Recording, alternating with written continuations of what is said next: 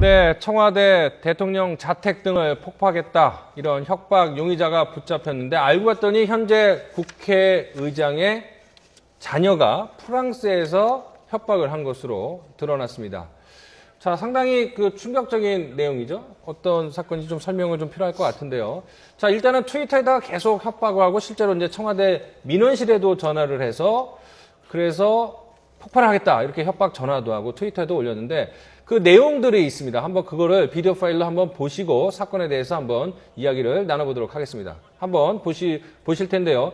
트위터에다가 2번 글을 올렸고 청와대 민원실에다가도 또 했습니다. 자, 네, 저 트위터 상으로는요 그렇게 했죠. 박근혜 대통령 자택과 김기춘 비서실장 자택을 폭파하겠다라는 트위터를 올려서 저 때만 해도 또 군경이 나와서 막 검사하고 뭐 그랬었어요. 네. 예. 근데 저 때 확인됐던 것이 이 트위터 계정이나 이런 걸 봤을 때 프랑스에 사는 20대 한국인이다. 까지 확인이 됐었거든요. 네. 그러고 나서 다시 이 협박 전화, 네. 이제 청와대를 정말 폭파하겠다라는 협박 전화를 또 했고 확인 결과 그 발신지가 프랑스로 나왔었어요. 네. 그래서 경찰은 동일 인물일 것이다라고 수사를 좁혀왔는데 네. 드러난 그 사람은 지금 그 정의화 국회의장의 보좌관의 아들인 아들? 걸로 예. 나왔죠. 자, 그런데 지금 뭐 들리는 얘기로는 정신질환을 앓고 있어서 뭐 군에서도 이제 조기 전역을 했다 하는데 정신질환이 있는 사람이 저런 협박을 했다. 처벌을 받나요? 아니면은 면책 사유가 됩니까? 범죄는 맞는데 저게 이제 정신질환의 정도에 따라서 과연 감경을 해줄 것이냐 아니면 네. 아예 그냥 양형 정도에서만 고려를 해줄 것이냐인데 저는 이 경우에는 솔직히 보면서 이게 과연 협박이 될 수 있을까라는 생각조차도 하고 있는 게 예. 협박이라고 하는 거는 적어도 협박을 당하는 사람이 뭔가 좀 겁을 먹을 만한 상황이어야 되는데 20대 젊은이가 요즘 같은 상황에서 프랑스에서 어떤 트위터를 하면서 IP 같은 것도 하나도 피하지 않았고 IP 가는 거 저거 요즘 그리고 컴퓨터로 트위터하는 사람도 별로 없어요. 거의 스마트폰으로 하고 또 전화 같은 경우도 국번을 감추질 않고 전화를 해버렸어요. 맞아요. 이런 걸 보면 이거는 정상적인 어떤 활동이 아니거든요. 누가 봐도. 그리고 트위터 내용을 보면 물론 놀라운 내용이죠. 자택을 폭파하겠다. 그런데 자택을 어떻게 폭발을 하겠다는 것인지도 모르겠고 그냥 내용이 야 이게 의지를 보여주지 않고 있어서 더 이상은 안 되겠다. 이런 좀 너무 막연한 내용이 있어요. 그래서 어떻게 볼지는 모르겠습니다만은 물론 굉장히 해서는 안 될 행동은 맞지만 이거는 정상적인 사람의 행동으로 보이지도 않고 협박의 정도도 좀 약하다. 그런데 지금 정상적이지 않다 이렇게 말씀하셨는데 그 부분에 이제 상당히 동의를 하면서도 정상적이지 않다 그래도 예를 들어 IP 주소를 갖다 오히려 적극적으로 노출한 것처럼 보이기도 하고요. 심지어 협박 전화 중에 한 번은 한국 대사관에서 걸었어요. 그러면 이거는 사실은 어떻게 보면 관심을 받기 위한 혹은 주목을 끌기 위한 어떤 행동이 아니었을까. 내가 여기 있다라고 하는 걸 좀 봐달라라고 하는 건 아니었을까 이런 생각이 드는데, 한 파워블로거는 이런 식으로 추정을 해놨더라고요. 이 상황은 사실은, 둘 중에 하나일 것이다. 하나는, 아버지, 이 아버님이 굉장히 공공기관에서도 일을 열심히 잘하시고 주목받는 그런 분이셨더라고요. 국회까지 진출하신.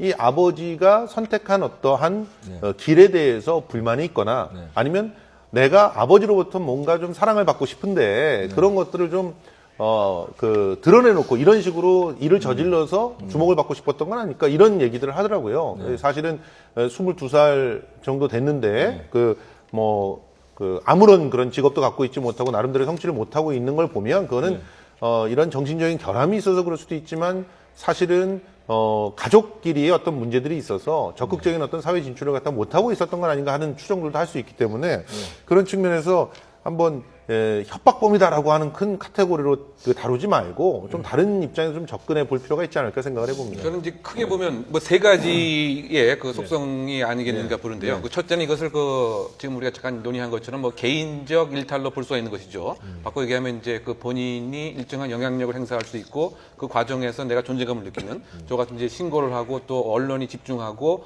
군경이 움직이는 모습 속에서 내가 존재감이 있다라고 하는 이른바 뭐 개인적 일탈 그래서 지금 어떻게 본다면 이제 군의 의가사 제대 자체도 정신적인 문제 때문에 했다라고 하는 점을 비춰본단 말이죠. 그런데 그렇다라고 해서 과연 이제 시시변별 능력까지 없는 사람이냐? 그건 또 아닌 것 같아요. 왜냐하면 지금 뭐 휴학을 했고 다시 복학을 한다라고 하는 것이고 또 자기- 대사관에 찾아가서 여행 경비가 부족하다고 그렇죠. 요청도 하고. 그래서 어쨌든 좀 이상 성격을 갖고 있는 개인의 일탈의 가능성이 하나 있을 것 같고요. 네. 그 두 번째는 저는 이렇게 생각됩니다. 그 우리 사회에도 소위 말해서 그 외로운 늑대층이 실제로 등장을 해서 주류 사회의 여러 가지 불만이라든가 목전에 있는 갈등을 제대로 해소하지 못하고 혹시 잘못되어 있는 신념이라든가 뭐 종교라든가 또는 이데올로지에 그 심취를 해서 반정부적인 생각을 가져서 거기에 일정한 응징을 해야 되겠다고 하는 생각. 예를 들면 이제 그 대표적으로 1995년도에 미국의 그 오클라호마에서 예.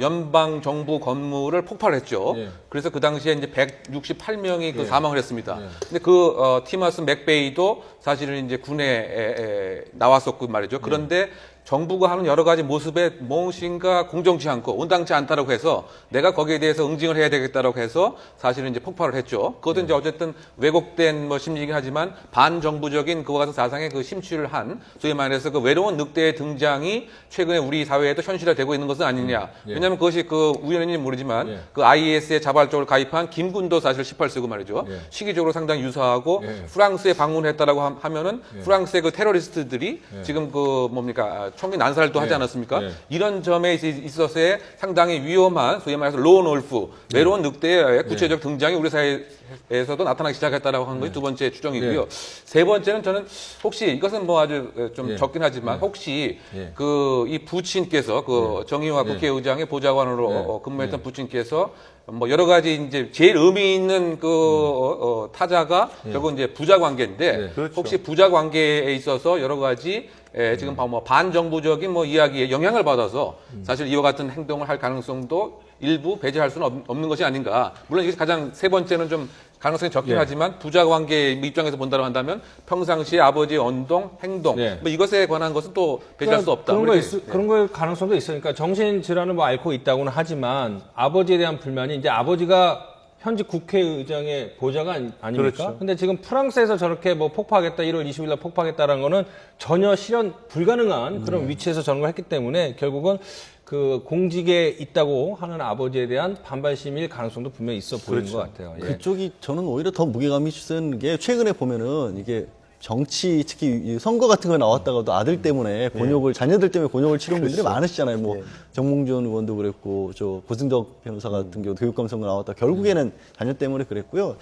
어떻게 보면 한국 사회가 굉장히 급박하게 빠르게 발전하면서 아버지들이 가부장적으로 또 바깥 일에만 굉장히 매진했다가 그 과정에서 갈등, 가정 내의 갈등 이런 것들이 엉뚱하게 삐져나오는 것이 아닌가. 그래서 실제로 정치인들은 그때도 한참 유행처럼 돌았지만 네. 집안 단속부터 하지 않고는 이제 공공기관 나올 생각도 못 하겠다. 네. 이거 한번 돌아볼 만한 그런 사건으로 저는 보이고요. 너무 크게 해석하진 않았으면 좋겠네요, 오히려.